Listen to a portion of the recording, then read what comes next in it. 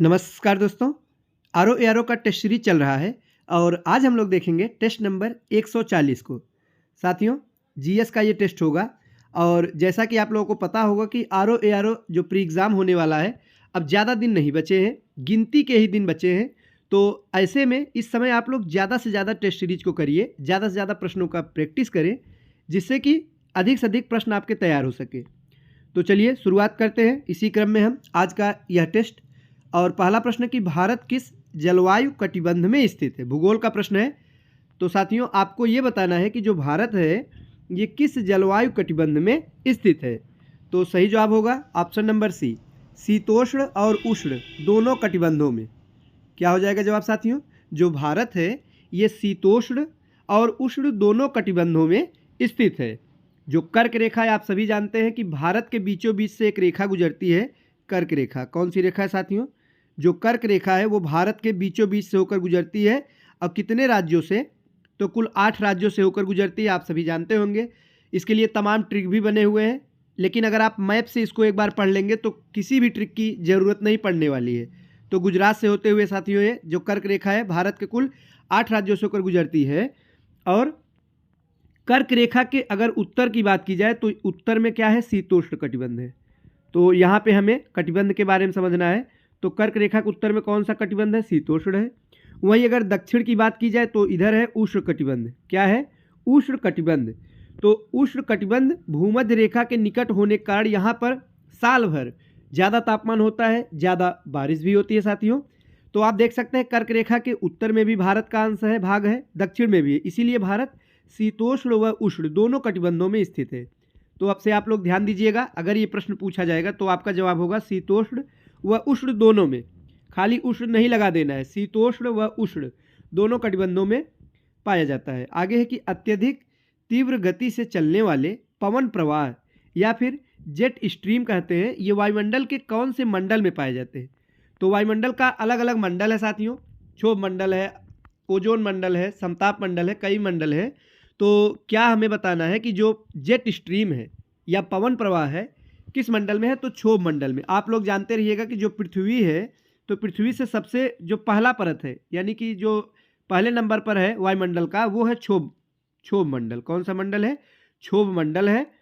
और साथियों, क्षोभ मंडल में ही जितनी भी परिवर्तन होता है, या आंधी हो, तूफान हो, बारिश हो, जितनी भी मौसम की दशाएं होती है, सभी इसी मंडल में होता है।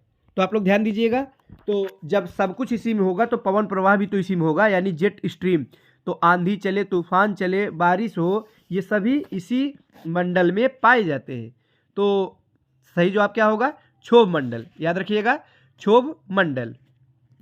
आगे साथियों, शीतकाल में सूर्य किस तिथि को मकर रेखा पर लंबवत चमकता है? शीतकाल की बात की गई है। तो शीतकाल में जो सूर्य है वो मकर रेखा पर लंबवत माने एकदम सीधी कब सूर्य की किरण पड़ेगी साथियों? तो 22 दिसंबर को। सही जवाब होगा ऑप्शन नंबर डी। याद रखिएगा, 22 दिसंबर को मकर रेखा पर सूर्य लंबवत चमकता है। इस कारण से होता क्या है? तो इसका ये प्रभाव पड़ता है कि उत्तरी गोलार्ध में शीतकालीन हो जाता है, क्योंकि उस समय लंबवत मकर रेखा पर है। तो साथियों आइए हम समझते हैं। पृथ्वी है तो बीचों बीच है विषुवत रेखा या भूमध्य रेखा। तो इधर मकर रेखा हो जाएगा और इधर हो जाएगा कर्क रेखा साथियों।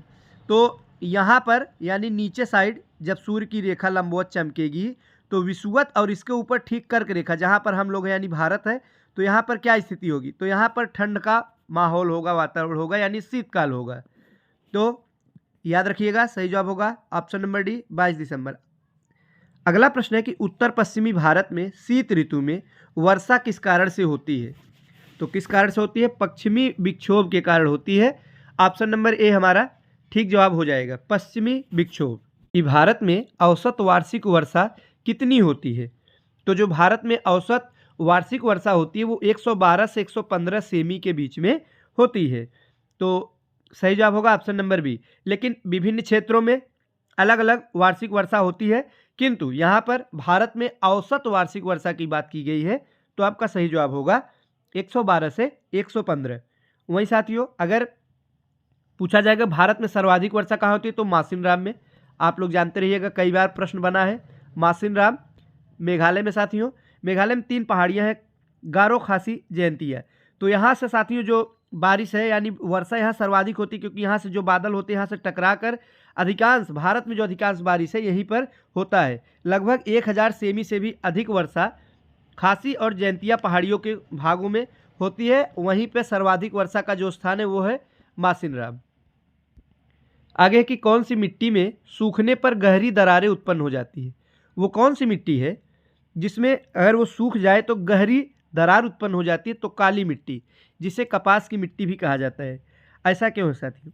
काली मिट्टी जो है जल धारण करने की क्षमता अधिक होती है, और फिर क्या होता है, जब जल से संतृप्त होने पर यह बहुत ही ज़्यादा चिपचिपा हो जाता है, और वहीं जब सूख जाता है तो इनमें गहरी दरारें उत्पन्न हो जाती है। और इसी कारण इसे स्वतः जुताई वाली मिट्टी या मृदा भी कहते हैं। स्वतः जुताई मतलब खुद से ही ऐसा लगता है, जब गहरी दरारें जगह जगह पर पड़ जाती है तो इस प्रकार से प्रतीत होता है कि जैसे जुताई कर दी गई हो, इसीलिए कहते हैं स्वतः जुताई, खुद से जुताई वाली मृदा। और काली मिट्टी को स्थानीय रूप से कुछ और नाम भी इसका है, इसी को रेगुर भी कहते हैं। क्या कहते हैं? स्थानीय भाषा में रेगुर कहते हैं। करेल, काली कपास मिट्टी कहते हैं, करेल भी कहते हैं, कपास मिट्टी भी इसी को कहा जाता है। वहीं अगर विकास की बात की जाए, सर्वाधिक भारत में कहाँ पाया जाता है? महाराष्ट्र में सर्वाधिक पाई जाती है। कहाँ पे? महाराष्ट्र में सर्वाधिक पाई जाती है। इसमें साथियों लोहा, चूना, कैल्शियम, एल्युमिनियम की प्रधानता भी पाई जाती है। आगे की मृदा के कौन से स्तर को जल संचयन क्षेत्र भी कहा जाता है? कौन सा स्तर है? तो अलग अलग मृदा का यानी मिट्टी का अलग अलग स्तर है, तो जो स्तर बी है इसे जल संचयन क्षेत्र कहते हैं। आप लोग ध्यान दीजिएगा, स्तर बी मृदा का तीसरा स्तर होता है, और साथियों यह जल संचय क्षेत्र होता है, और इसमें खनिजों का भी संचय होता है। तो आप लोग ध्यान दीजिएगा, बी जल संचयन क्षेत्र कौन सा है? बी है। आगे है कि निम्नलिखित कथनों पर विचार कीजिए। दो कथन दिए गए हैं, हमें बताना है कौन सा इनमें से सत्य यानी कि सही कथन है। पहला है हिमालय में ऊंचाई पर जाने पर वनों के प्रकार बदलते। बिल्कुल ठीक है, जैसे जैसे आप हिमालय पे ऊंचाई पे चढ़ते चले जाएंगे वैसे वैसे वनों के प्रकार बदलते चले जाएंगे। हिमालय पर 1500 मीटर की ऊंचाई तक सदाबहार वन पाए जाते हैं, ये भी सही है। जो सदाबहार वन पाए जाते हैं साथियों, तो सदाबहार एवं पतझड़ वाले वन ये 1500 मीटर की ऊंचाई तक ही मिलते हैं। और 1500 से जब आप आगे बढ़ेंगे 2500 तक, तो वहाँ पे आपको शीतोष्ण कटिबंध चौड़ी पत्ती वाले वन मिलेंगे। तो इसी प्रकार से और ऊपर जाएंगे तो कोरधारी वन मिलेंगे। तो जैसे जैसे ऊंचाई पे जाएंगे वैसे वैसे बदलते रहेंगे। दोनों कथन हमारा सही है। सही जवाब होगा ऑप्शन नंबर सी। आगे साथियों कि तांबे की प्राप्ति किस क्रम की चट्टानों से होती है? जो तांबा हमें मिलता है वो किस क्रम की चट्टानों से मिलता है? तो धारवाड़ क्रम। याद रखिएगा, ऑप्शन नंबर ए इसका ठीक जवाब हो जाएगा। तांबे की प्राप्ति धारवाड़ क्रम की चट्टानों से होती है। और तांबे के भंडारण की दृष्टि से जो राजस्थान है वो शीर्ष स्थान पर है, इसके बारे में भी जानते रहिएगा। सर्वाधिक भंडारण वाला राज्य है राजस्थान। कौन सा है? राजस्थान है। साथियों राजस्थान में एक खान है खेतड़ी की खान। कई बार परीक्षा में पूछा जाता है खेतड़ी कहाँ पे है, तो खेतड़ी जो खान है राजस्थान में है, तांबे के लिए ही प्रसिद्ध है।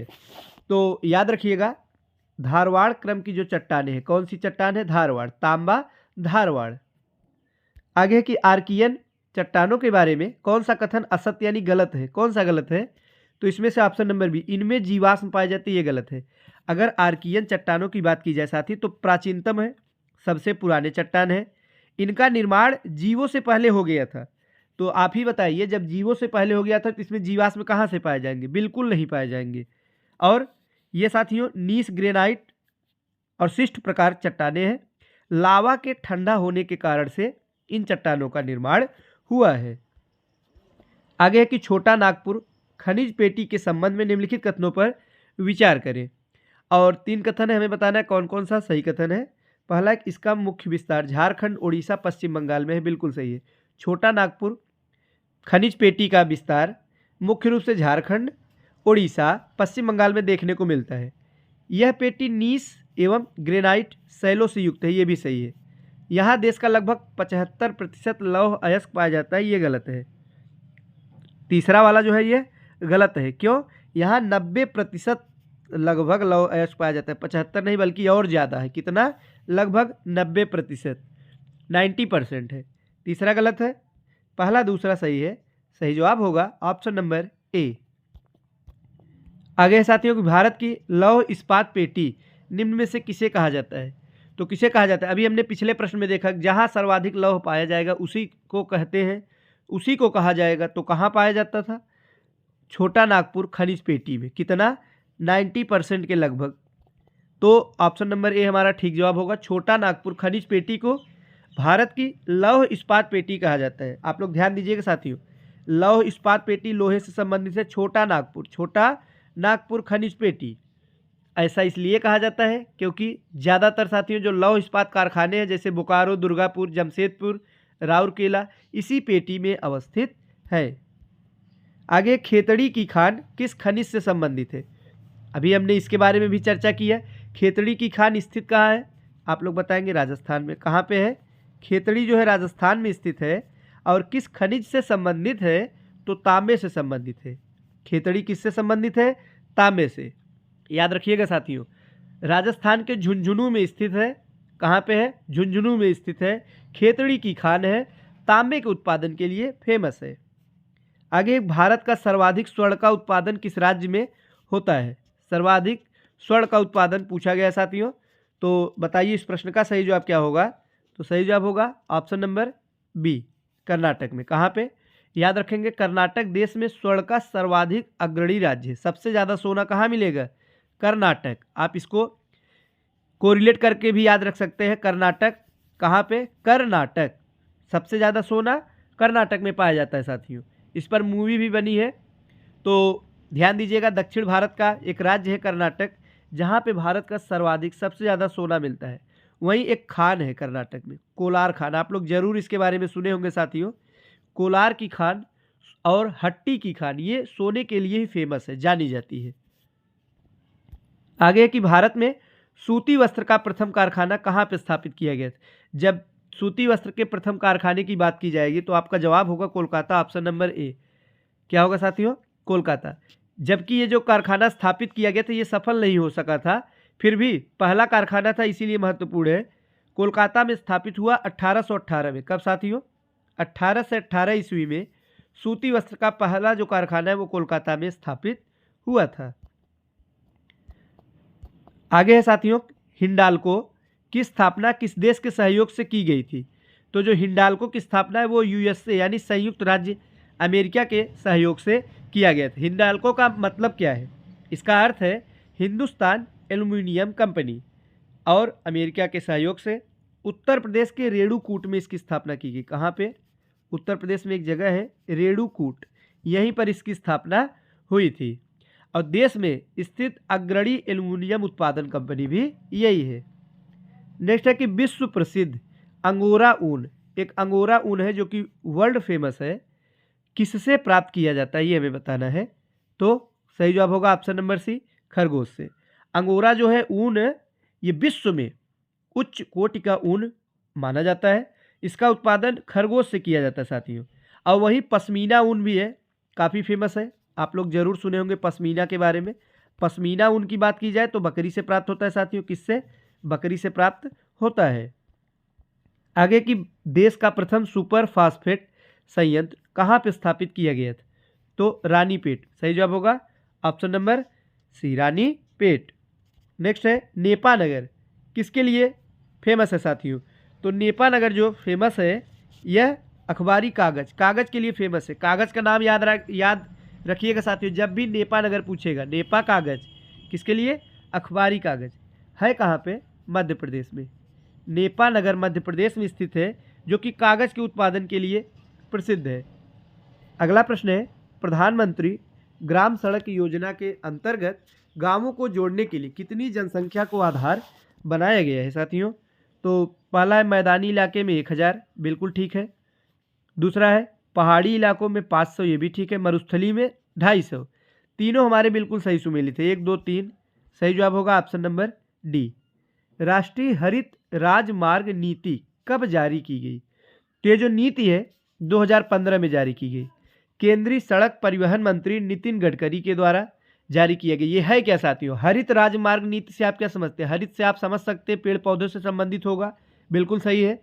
वृक्षारोपण, सौंदर्यीकरण के लिए राष्ट्रीय हरित राजमार्ग नीति जारी की गई। इसके तहत सड़क निर्माताओं को कुल परियोजना लागत का 1% कितना 1% वृक्षारोपण के रूप में निर्दिष्ट किया गया, यानी वृक्षारोपण भी किया जाएगा। तो 2015 की नीति है। झूम कृषि को अन्य किस नाम से जानते हैं? झूम कृषि प्रायः इससे प्रश्न देखने को मिलते हैं। इसे स्थानांतरित कृषि भी कहते हैं। सही जवाब होगा ऑप्शन नंबर बी। साथियों, झूम कृषि के अंतर्गत खेती करने के लिए वन भूभाग को साफ किया जाता है।